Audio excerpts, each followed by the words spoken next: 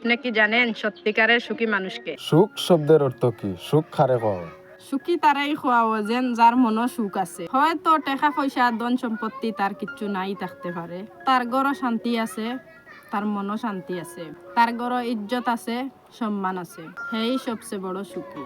আচ্ছা তাইলে দুঃখী খারে কোয়া হয়। দুঃখী তারাই খোয়াও যার টাকা পয়সা ধন সম্পত্তি পাখার সত্ত্বেও তার মনে শান্তি নাই, স্বামী স্ত্রীর মিল নাই, এও হইল সবচেয়ে বড় দুঃখী। তাইলে সুখী থাকা যায় কিলা? সুখী থাকার সহজ উপায় হইল যে আপনি আপনার মনরে শান্তি রাখা, আপনার মনরে সুখী বাবা।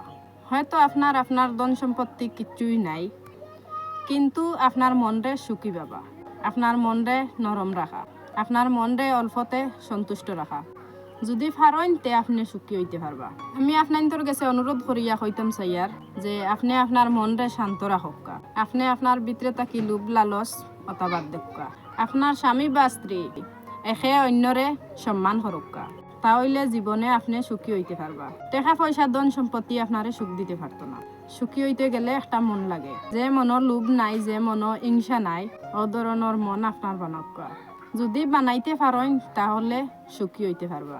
আর আমি আপনারা কাছে একটা প্রশ্ন করতাম চাইয়ার, সুখী হইতে গেলে টাকা লাগে না মনের শান্তি লাগে? আপনারা আমারে কমেন্টও জানাইবা। আর আমার চ্যানেলও নতুন হইয়া থাকলে চ্যানেলটা সাবস্ক্রাইব করবা, একটা লাইক করবা, আর সুন্দর একটা কমেন্ট করবা, আর একটু সাপোর্ট করবা। ধন্যবাদ।